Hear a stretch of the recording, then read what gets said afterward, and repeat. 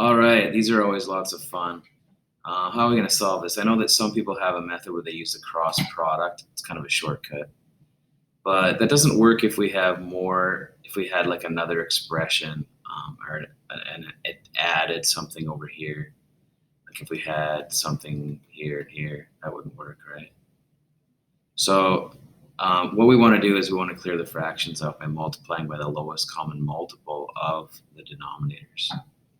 And there's nothing common here, so we're just going to have to multiply x plus 1 times x plus 2 to both sides, to all the parts, right? Okay, so when we do that, we're going to have some simplifying here. This is going to simplify to 1. And then x plus 2 divided by x plus 2 is simplifying to 1. So we end up with 2x times x plus 2 equals just x plus 1. So following instincts, I guess we need to expand this, probably set it equal to 0, and then look at how we're going to solve it beyond that. So distributive property here. So we have 2x squared plus 4x. And then I'm just going to go ahead and subtract the x and the 1 equals 0. Okay?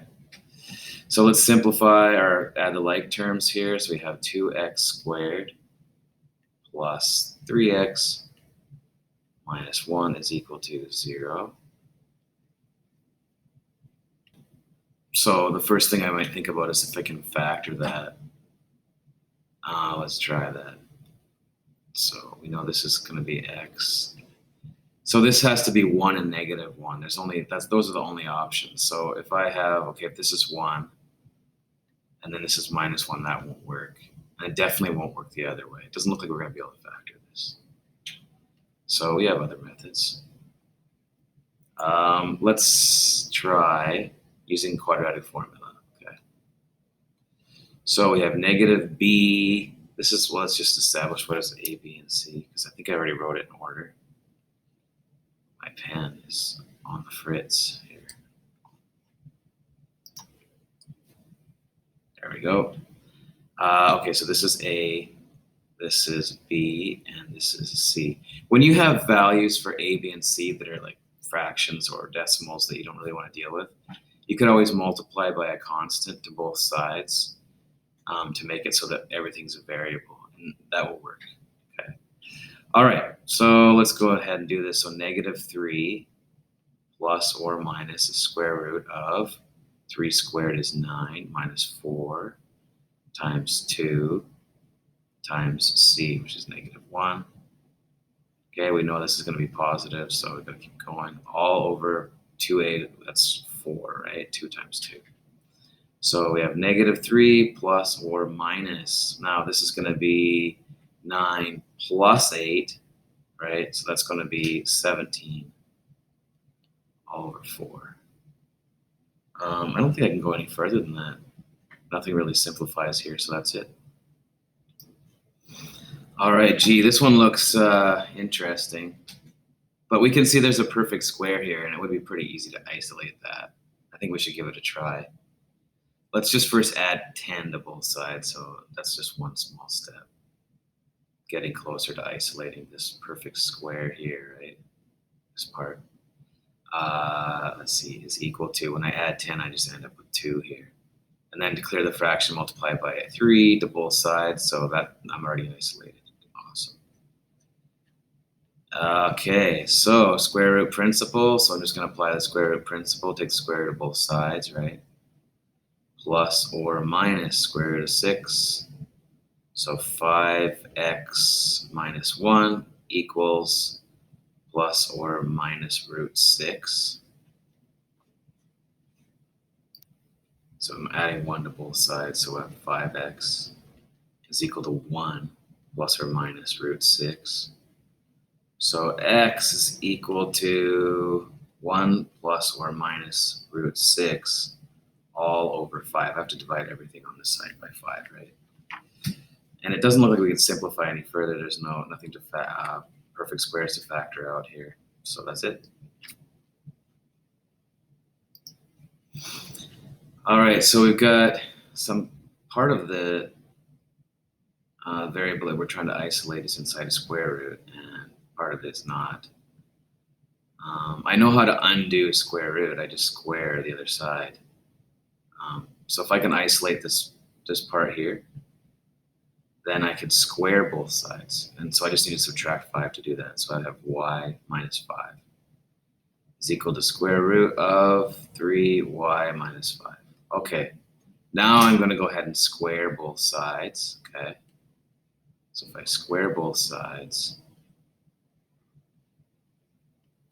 okay, let's square both sides. So if I do that, I'm going to end up with y squared minus 10y plus 25, right? That's a perfect square, is equal to 3y minus 5. All right. But I actually, okay,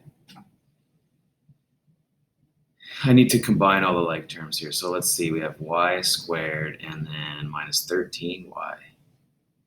I'm going to add 5, so plus 30 is equal to 0. Okay. Well, that's an easy one to factor because it's just going to be 3 and 10, minus 3 and 10. So y, oops, I'm going to make an x there. Y minus 3 times y minus 10 is equal to 0. So y equals 3 or 10. Now, because there's a square root here, we have to go and substitute just to make sure that these work, because we could have an extraneous root. And because it's on variables on both sides of the equation, we have to realize that we just need to test the equation out. So if I test 10, for example, 10 minus 5 equals the square root of 10 times 3 times 10 is 30 minus 5. So that would be equal to square root of 25 is 5. We know it, so this is 5. So yeah, the 10 works. Yeah. 3, let's try 3. 3 minus 5 equals square root of, that would be 9 minus 5, which is square root of 4, which is 2. And 3 minus 5 is not 2, is it? So that's negative 2. So those are not equal. I mean, I could have also substituted into the original equation. So if I was to substitute into this equation here, right, originally, to test that out as well. The only thing I did different was I subtracted 5 here. So what does that mean? Well, 3 doesn't work, so we can't say that 3 is a solution, right? So we have to rule out 3, so 10 is the only solution.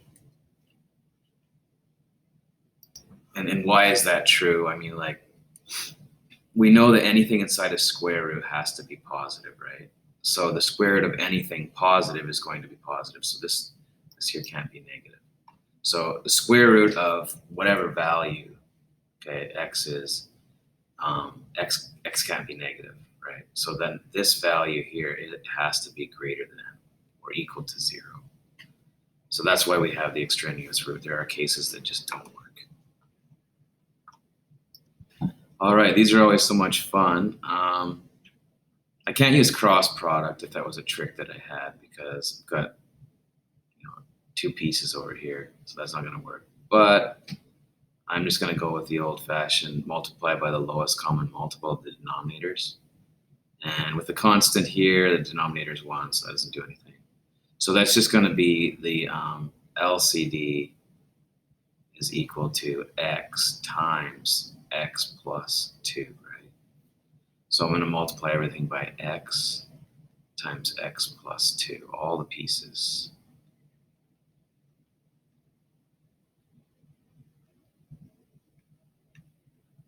All right, so x divided by x cancels out or simplifies to 1. X plus 2 divided by x plus 2, nothing simplifies on the next one. So we have 3 times x plus 2 plus 4x is equal to 2x times x plus 2. All right, we just need to keep expanding. So we have 3x plus 6 plus 4x is equal to 2x squared plus 4x. I think that if I was to subtract 4x from both sides, that would be nice to get rid of that. Since I already have 2x squared isolated on the side, I think I'll subtract 3x and 6 from this side. So we'll have 0 equals 2x squared minus 3x minus 6. Okay. So I'm going to try to factor that. I have my doubts. Okay, so let's try that, I guess. Let me get a different color here. So I have, let's see, 2x, and then this is going to have to be x. And the products, oh man, so if this, so it could be 6 and 1. Will that work? That would be 12. No, that's too much. That won't work. That's not going to work. Okay, how about 2 and 3? So this one could be 4. Then that's minus 2, so that won't work. Won't work yet. I don't think this is going to work. Okay. All right, scrap that plan. Let's go ahead. Let's use quadratic formula. All right, so I'm just going to determine what A, B, and C are. I can see all my coefficients are nice to work with, right? So this is A, B, and C. Okay. All right, let's do that. So -3 is B, so we have 3 plus or minus square root of 9, because -3 squared, 9, minus 4 times 2 times -6, okay, all over 2a, so 4, right? What's that going to be? 9, and then it's going to be plus, so let's see, so 3, I'll just write it down, 3 plus or minus square root of 9 plus 48, right? All over 4. And that's 57. 57, we're not going to be able to factor anything out of that as far as perfect squares go. So 3 plus or minus square root of 57 or 4. Nothing simplifies here. So that's it. X equals 3 plus or minus square root of 57 over 4.